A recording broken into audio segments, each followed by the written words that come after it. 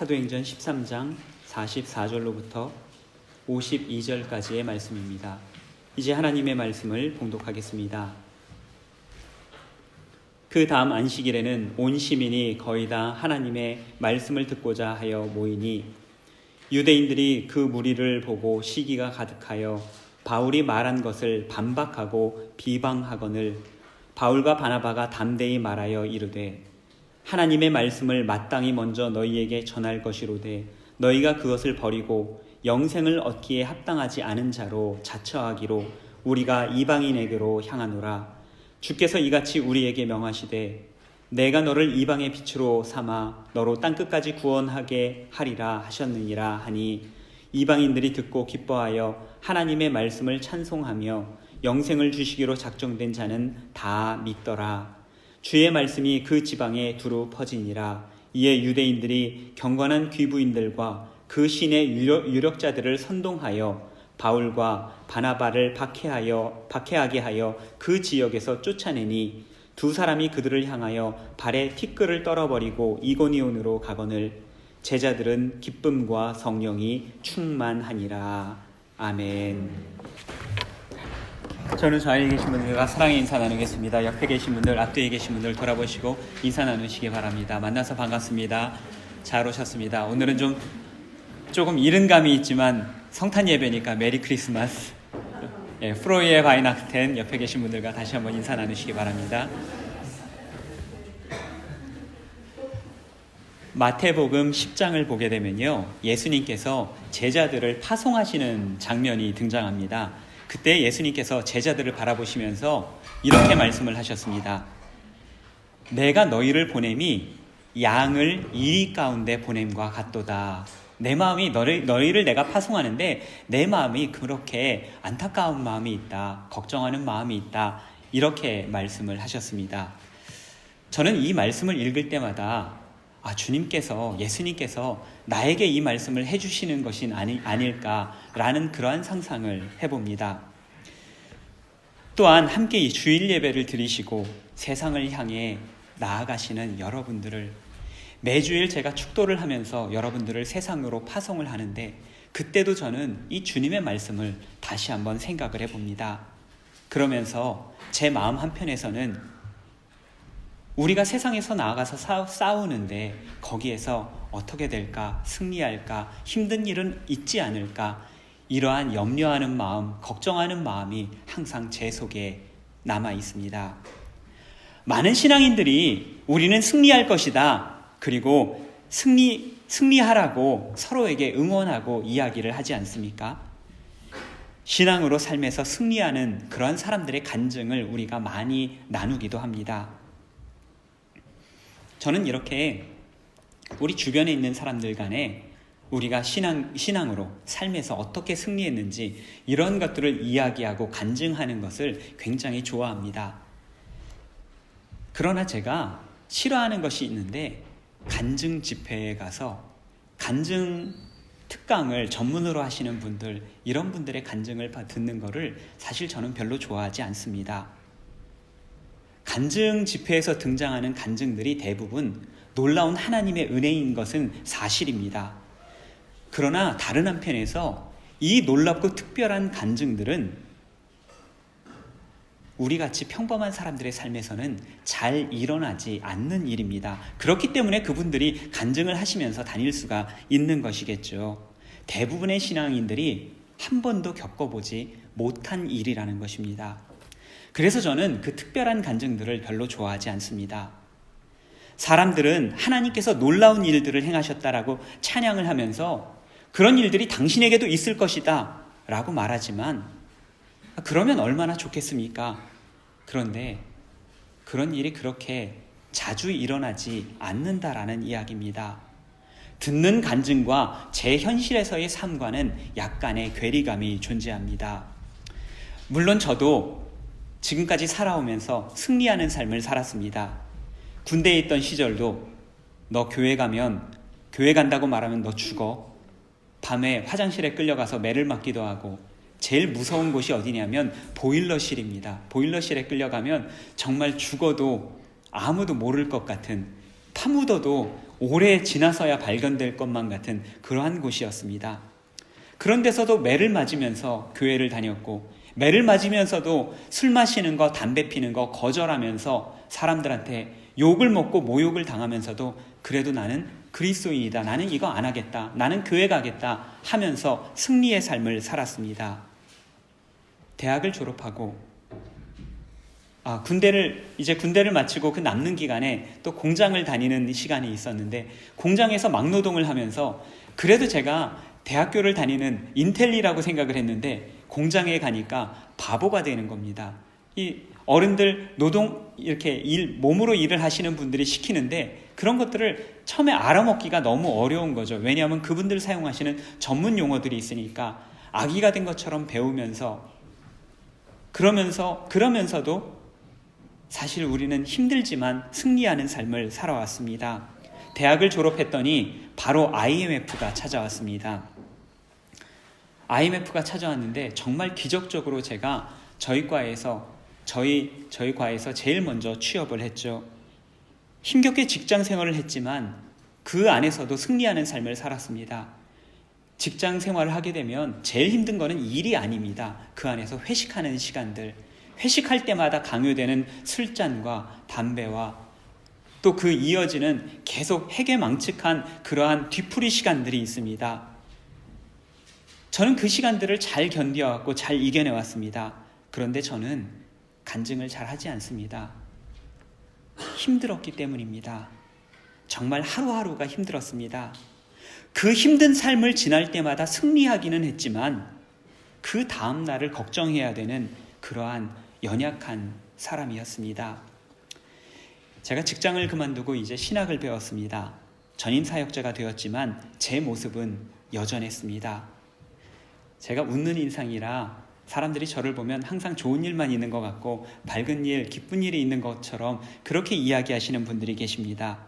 하지만 웃고 떠들고 즐기는 제 내면의 한꺼풀 밑에는 여전히 염려하고 근심하는 모습들이 숨어 있습니다. 그것이 제 내면 깊은 곳에 숨어 있는 것이 아니라 그냥 한꺼풀만 벗겨내면 바로 그 근심하고 걱정하는 모습이 튀어나올 것만 같은 그러한 바로 제 밑에 그러한 모습들이 잠자고 있더라는 것입니다. 어떻게 하면 더 잘할까? 어떻게 하면 사람들에게 상처 주지 않을까? 혹은 이 일 때문에 원망하는 사람은 있지 않을까? 목사가 되고서 14년이 지났고 제가 담임 목회를 8년째 하고 있지만 저는 여전히 날마다 근심하며 살아갑니다. 그리고 그것이 바로 저의 모습입니다. 저는 혈액형으로 사람들의 성격을 구분하는 것을 별로 좋아하지 않습니다. 제가 상담을 전공을 했기 때문에 혈액형으로 성격 구분하는 것이 뭐가 잘못됐는지 제가 잘 설명을 해드릴 수가 있습니다. 그런데 저 하나만 보면 너무나도 잘 맞는 것 같습니다. 제 혈액형이 뭐겠습니까? A형, A 플러스형입니다. 그만큼 소심한 사람이 바로 저였습니다. 예수님께서 제자들을 파송하실 때 양을 이리 가운데 보낸 것 같다라고 말씀하셨죠. 제가 바로 그 양과 같았습니다. 세상에 파송되어서 늘 힘겨웠기 때문에 제자를 파송하시는 그 예수님의 말씀이 저를 향하는 말씀이다. 그렇게 저는 받아들였습니다. 이제는 목사가 되어서 제가 매주일 축도하면서 여러분들을 파송할 때 저는 언제나 혹시나 여러분들 중에 저와 같이 힘든 분이 있지 않을까? 세상에서 여러 가지 염려와 근심하며 승리하는 삶을 살기 위해서 수고하고 애쓰는 분은 계시지 않을까? 다시 한번 염려하고 근심합니다. 오늘 우리가 함께 나눌 말씀은 우리 마음속에 혹여라도 이러한 염려와 근심이 있는 분들, 연약한 심령을 가지신 분들에게 힘과 용기를 주는 그러한 말씀입니다. 바울과 바나바는 비시디아 안디옥에서 놀라운 설교로 많은 사람들에게 하나님의 복음을 전했습니다. 본문 43절 말씀에 유대인들과 유대교에 입교한 이방인들이 바울과 바나바를 찾아왔다라고 하였죠. 그런데 그렇게 많은 사람들의 환영을 받던 바울과 바나바가 갑자기 그들로부터 버림을 받았습니다. 그 이유가 45절에 등장합니다. 유대인들이 그 무리를 보고 시기가 가득하여 바울이 말한 것을 반박하고 비방하거늘. 바울과 바나바는 복음을 전했지만 이를 시기하는 사람들이 바울과 바나바를 성 밖으로 내쫓았습니다. 본문 51절을 보면 성 밖으로 쫓겨난 제자들이 발에서 티끌을 떨어버리는 그러한 장면이 등장합니다. 그리고는 제자들은 또 다른 마을을 향하여 떠났습니다. 이 본문을 보면서 발에서 티끌을 떨어버린다. 사실 우리들은 이런 행동을 잘 하지 않죠. 발에서 티끌을 떨어버린다. 이 말을 들을 때 여러분들은 어떠한 생각이 드십니까? 왜 제자들이, 왜 사도들이 그러한 행동을 했을까? 그것은 어떤 의미일까? 생각해 보신 일이 있으십니까? 사실 이러한 행동은 유대인들의 전통적인 풍습에서부터 비롯된 것이었습니다. 유대인들이 이방인의 땅에 갔을 때 자신들의 거룩함을 더럽히지 않겠다라고 하는 의미에서 발에서, 신에서 먼지를 떨어버렸습니다. 먼지 하나라도 이방인들과 공유하지 않겠다라고 하는 그러한 의미였습니다. 저는 이 말을 들으면 제 어렸을 때의 모습을 한번 생각을 해보게 됩니다. 이런 이야기 들어보신 일 있습니까? 세상에서 가장 추접한 사람은 어떤 사람일까? 남 먹는 거 쳐다보는 사람이 가장 추접하다. 이런 얘기 안 해보셨습니까? 달라고 말하기에는 부끄럽고 그렇지만 먹고 싶고 그러니까 하염없이 옆에서 쳐다보는 것입니다. 그러면 세상에서 가장 치사한 사람은 어떤 사람입니까? 쳐다보고 있는데 안 주고 혼자 먹는 사람. 이게 가장 치사한 사람 아니겠습니까? 여러분들도 어려서 이런 비슷한 경험이 있으실지 모르겠습니다. 한 친구는 과자를 먹고 있고 한 친구는 그것을 물끄러미 바라보고 있습니다. 과자를 먹는 친구가 주는 척 하다가 얼른 쏙 그것을 자기 입으로 쏙 넣습니다. 쳐다보는 친구는 이 놀림 받고 안타까워서 그거 보면서 계속 또 쳐다보죠. 그렇게 반복해서 놀리다가요, 과자를 하나라도 뚝 떨어뜨리게 되면 쳐다보는 친구는 그것을 얼른 주워서 먹습니다. 그럼 뭐라고 합니까? 땅꺼지라고 또 놀리기 시작합니다. 그렇게 놀려 먹으면 얼마나 재미있는지 모릅니다. 그런데 안타깝게도 저는 쳐다보다가 주워 먹는 쪽이었습니다. 잘 공감하지 못하시는 것 같은데요. 그때는 그런 분들이 참 많았습니다. 이 자리에서도 말씀을 안 하셔서 그렇지 과자 주워 먹으신 분들 한둘이 아닐 것이라 생각합니다. 그러다가 제가 어느 날 결단했습니다. 친구가 놀려도 나는 결코 놀림당하지 않을 거다. 그거 얻어먹거나 뺏어먹거나 주워 먹지 않을 거다라고 결단을 하였습니다. 제가 과자 먹는 거를 쳐다보지 않고 놀림당하지 않으니까 친구 녀석이 의아해합니다. 그러다가 방법을 바꿉니다. 저한테 골려 먹으려고 너 이거 줄까? 이거 먹을래? 먹고 싶지? 아 맛있다 하면서 저에게 이야기합니다. 그러면 저는 용기를 내서 이렇게 대답을 했습니다. 치사해서 안 먹는다. 퇴퇴퇴. 이 장면하고 시기심에 쫓겨난 사도들의 모습과 어느 정도 공통점이 있어 보이십니까? 상처받은 사람들, 무시당한 사람들이 그 상처를 극복하는 그런 방법이 있다고 합니다. 세상 사람들이 말하는 것들인데 여러분들은 여러분들에게 상처를 준 사람이 있으면 그것을 어떻게 극복하십니까? 저 사람이 나한테 상처 줬는데 그것을 어떻게 이겨내십니까? 세상 사람들은요, 나에게 상처 준 사람, 그 사람을 비방하고 욕함으로써 그것을 이겨낸다고 합니다. 남녀 간에 헤어지잖아요? 그러면 헤어지면 이 남자 쪽에서나 여자 쪽에서나 이게 어떤 사람은 차고 어떤 사람은 체임을 당하잖아요. 그러면 항상 하는 말이 걔는 별로 안 좋았어, 걔는 나빴어 라고 하면서 비방을 합니다. 그러면 조금 마음이 편해지나 봅니다. 근데 그 맨정신에 그렇게 하기 어려우니까 친구들 만나서 서로 술 한잔을 하면서 정신이 알딸딸해지면 그러면 서로의 뒷담화를 하기 시작하는 것입니다. 그게 세상의 방법입니다. 그러다가 정 참기 어려우면 다툼을 만들기도 하고 싸움을 하기도 하고 회사에서 상하 간의 관계였다라고 하면 들이받고 사표를 내기도 합니다. 저는 오늘 본문을 보면서, 그리고 예수님께서 제자들에게 발에 먼지를 떨어버려라 라고 말씀하시는 본문을 보면서 제가 경험했었던 어렸을 때의 일이 생각이 났습니다.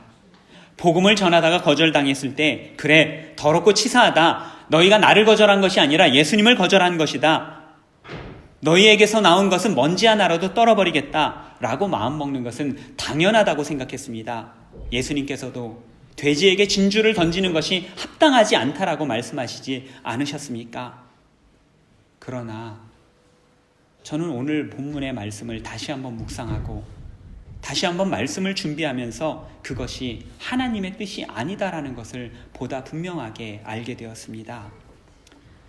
지난 설교에서 사도 바울이 그리고 바나바가 얼마나 수고해서 비시디아 안디옥에 복음을 전했는지 설명을 드린 적이 있습니다. 배를 타고 이동하는 길은 언제나 파선의 위험, 풍랑의 위험이 함께했습니다. 배를 타고 나간다는 것은 언제 죽을지 모르는 일이었습니다.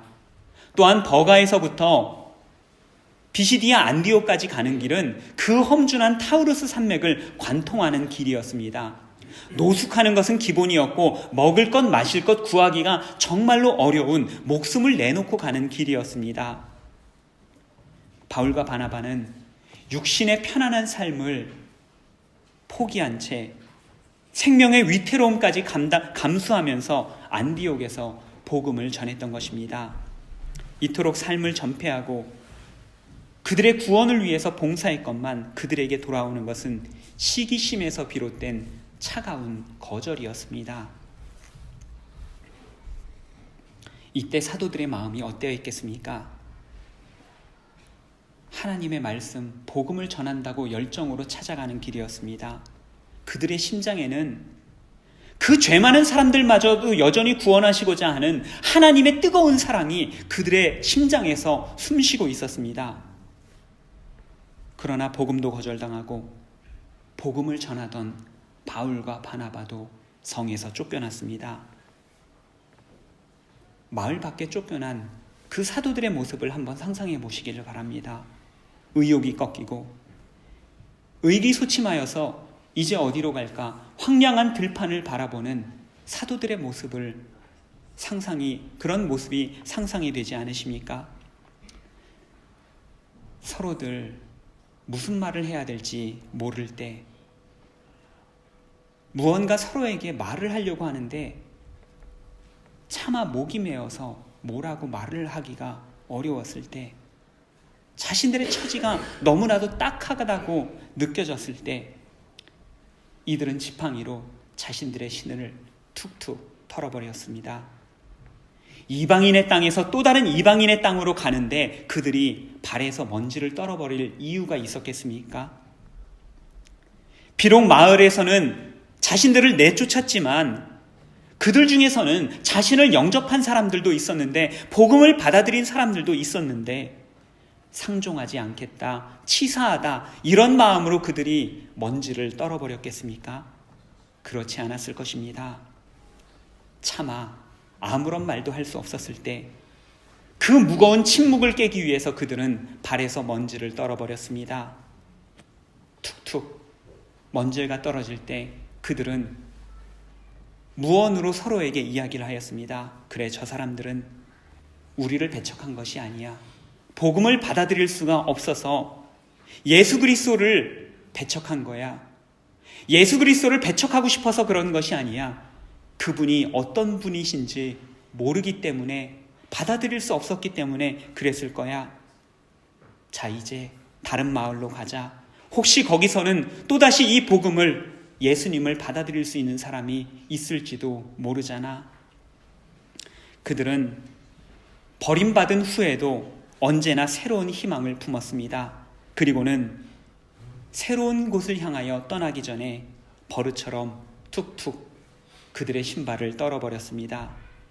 성경에 수차례나 기록된 사도들의 이 행위는 우리는 우리의 책임을 다했다, 힘을 내자, 새로운 희망과 소망을 갖자, 주님께서 원하시는 곳으로 다시 함께 떠나가자라고 하는 상징적인 행동이 되었습니다.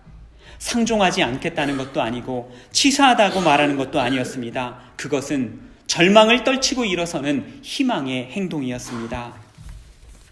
차마 목이 메어 아무 말도 할 수 없을 때 행동으로 서로를 응원하던 사도들의 오랜 풍습이 되었습니다. 툭툭 먼지를 덜어버리면서 모든 것을 하나님께 맡겨드리겠다. 그리고는 그들에게 주어진 길을 다시 한번 힘차게 걸어가겠다. 그들은 다짐하였던 것입니다. 이후에 이어지는 말씀이 있는데 이 말씀을 우리가 좀 더 자세히 살펴볼 필요가 있습니다. 52절 말씀입니다. 제자들은 기쁨과 성령이 충만하니라. 이 말씀은요, 놀라움을 넘어서 충격적인 말씀이 아닐 수가 없습니다. 50절에서 제자들이 쫓겨났습니다. 그런데 어떻게 52절에서 갑자기 이들은 기쁨과 성령이 충만했다, 이렇게 고백을 할 수 있었던 것입니까? 제자들은 배알도 없고 감정도 없는 사람이었습니까? 성경은 제자들에게 기쁨과 성령이 충만했다라고 말하죠. 원어를 좀 더 자세히 살펴보면 기쁨과 성령으로 충만해졌다라고 하는 말씀입니다. 자기들 스스로 기뻐하자, 웃자, 즐거워하자라고 한 것이 아니었습니다. 그들은 기쁨과 성령으로 충만하게 되었습니다. 그렇다면 누가 충만하게 하였습니까? 하나님께서 하셨습니다. 제자들이 한 일은 그것을 단지 툭툭 털어버린 일뿐이었습니다. 하나님께 맡기는 일뿐이었습니다. 그렇게 의지하는 자들에게 하나님께서는 기쁨과 성령으로 충만하게 해주셨습니다. 오늘 바울과 바나바가 그랬던 것처럼 우리의 삶에도 때때로 반대자들이 있을 수 있습니다. 적대자들이 있을 수도 있고, 그리고 바꾸어서 말하면 모든 사람들이 다 나를 좋아할 수는 없는 것입니다. 어떤 사람들하고는 잘 맞고 잘 맞지 않는 사람들도 있을 것이죠. 심지어 내가 좋은 일을 한다고 할지라도, 도와주려고 할지라도 거기에는 반대하는 사람도 있을 것이고 시기하는 사람도 있을 수 있습니다. 생명의 복음을 전한다고 해도 외면당하기 일쑤입니다. 그리스도인들이 세상 사람들과 비교했을 때 선량하고 깨끗함에도 불구하고 뉴스와 신문에 등장하는 몇몇 그리스도인들의 바르지 못한 행실로 인하여 싸잡아서 욕먹고 또 비난받고 그럴 때도 있지 않습니까? 사람들은 때때로 그렇게 우리를 배척합니다. 그러나 대부분의 경우 여러분들을 배척하는 것이 아니라 여러분 안에 계신 예수님을 반대하고 배척하는 것입니다. 우리를 힘들게 하는 것은, 우리가 믿음의 삶을 살기로 할 때, 결정할 때 우리를 힘들게 하는 것은 우리 때문이 아니라 예수님을 알지 못하는 세상과 예수님의 부딪힘입니다. 예수님은 우리를 그 싸움 속에서 고래 싸움에 새우등 터지게 하지 않으십니다. 52절의 말씀처럼 그분은 우리에게 성령과 기쁨을 충만하게 하시는 우리 주님이십니다. 이것이 힘들고 어려워도 사도들이 늘 기뻐하면서 복음의 길, 전도의 길, 순종의 길을 걸어갈 수 있었던 원동력이 되었던 것입니다. 날 구원하신 주 감사라고 하는 찬양이 있습니다. 감사절에 많이들 부르는 찬양입니다. 감사절에 함께 부르면 많은 은혜가 되는 찬양인데요. 이 찬양 가사를 보게 되면 감사의 자세가 어떤 것인지 생각을 해보게 됩니다. 2절에 이런 가사가 있습니다. 응답하신 기도 감사, 거절하신 것 감사. 3절은 이렇게 시작됩니다. 길가에 장미꽃 감사, 장미꽃 가시 감사. 좋은 일이 있을 때만 감사하는 것이 아닙니다. 성공과 출세와 많은 돈을 벌거나 좋은 직장에 들어가거나 좋은 성적을 받았다고 해서 감사드리는 것이 아닙니다. 상황과 상관없이 감사드리는 것도 아닙니다. 모든 상황 속에서 감사드리는 것, 이것이 진짜 감사이고 진짜 믿음입니다. 우리의 감사는 무지개 동산 위에서의 감사가 아닙니다. 우리의 감사는 근심 많은 세상 속에서 드리는 감사입니다. 바꾸어 말해서 감사에 대한 결단입니다. 모든 것을 하나님께 맡겨드리겠다라고 결단하는 것, 이것이 바로 우리의 감사의 모습입니다. 많은 분들이 저를 보면서 즐겁게 웃고 다닌다라고 이야기한다 말씀을 드렸습니다. 그러나 설교 서두에 나눈 바와 같이 저는 근심이 많은 사람입니다. 걱정과 염려가 많은 사람입니다. 조그만 걱정이라도 있으면 마음이 불편해집니다. 때로는 잠을 자지 못하고 음식을 먹어도 소화를 시키지 못합니다. 밝은 제 모습 한꺼풀 아래에는 불안하고 근심해하는 사람의 모습이 있습니다. 그러나 그 연약한 저를 덮고 있는 한꺼풀이 있습니다. 저를 덮고 있는 이 한꺼풀은 바로 성령님이십니다. 이 한꺼풀 아래에는 바로 불안과 염려가 잠자고 있지만 불안과 염려가 결코 우리를 엄습하지 못합니다. 우리를 덮고 있는 성령님께서 결코 우리를 그대로 내버려 두시지 않기 때문입니다. 결코 찢어짐이나 상함 없이 우리를 보호하고 계십니다. 주님께서 다시 오실 그날까지 저와 여러분들을 지켜주시겠다라고 약속하고 계시기 때문입니다. 이 놀라운 비밀을 알고 있었던 사도 바울이 로마 교회에 보내는 편지에서 다음과 같이 고백하였습니다. 내가 확신하노니 사망이나 생명이나 천사들이나 권세자들이나 현재의 일이나 장래의 일이나 능력이나 높음이나 깊음이나 다른 어떤 피조물이라도 우리 주 그리스도 예수 안에 있는 하나님의 사랑에서 끊을 수 없느니라. 우리 모두는 결코 끊을 수 없는 하나님의 사랑 가운데 있는 사람들입니다. 오늘은 저희 베르나니 교회 성탄 예배로 함께 예배를 드리고 있습니다. 성탄은 우리를 사랑하시는 그 하나님의 사랑이 이 땅에 나타난 것을 기념하는 날입니다. 우리를 위해서 전능하신 하나님께서 연약한 아기의 몸으로 이 땅에 온 것을 기념하는 날입니다. 이 사랑이 저와 여러분에게 있습니다. 예수 그리스도를 통하여 만난 사랑입니다. 성령님 안에서 날마다 지속되는 사랑입니다. 성령님께서 우리를 덮으실 때 우리는 우리의 모든 어려움들을 뒤로하고 기쁨과 성령 충만한 삶, 승리하는 삶을 살 수 있습니다. 바울과 바나바도 억울했습니다. 버림받고 배척당하는 것이 고통스러웠습니다. 그러나 그들이 이 모든 것들을 주님 앞에 맡겼을 때 그들은 기쁨과 성령으로 충만한 삶을 살았습니다. 새로운 희망으로, 새로운 소망으로 또 다른 비전을 향해서 그들은 힘차게 걸어갈 수 있었습니다. 우리 인생에는 언제나 여러 가지 걱정과 근심이 있습니다. 아무리 걱정과 근심이 없어도 우리들 자녀들이 잘하고 있을까, 잘 살 수 있을까, 건강에 대한 염려와 또 수많은 근심들이 있습니다. 두려움도 있습니다. 반대자도 있고 때로는 배신자를 만나기도 합니다. 아무리 우리가 예수님을 잘 믿는다고 해도 세상의 나쁜 사람들을 다 피해서 살 수는 없을 것입니다. 그러나 이 모든 것들을 우리는 우리 주님 앞에 내어 맡길 수는 있습니다. 툭툭 우리 주님 앞에 털어버릴 수 있습니다. 그 한꺼풀 밑에 무엇이 있다 할지라도 우리 삶에 성령님과 함께하는 기쁨과 성령으로 충만하게 살 수 있을 줄로 믿습니다. 기도하겠습니다. 주님의 끊을 수 없는 사랑 안에 저희를 감싸주시니 감사드립니다. 괴로운 인생길 지날 때마다 기쁨으로 충만하게 하여 주시옵소서.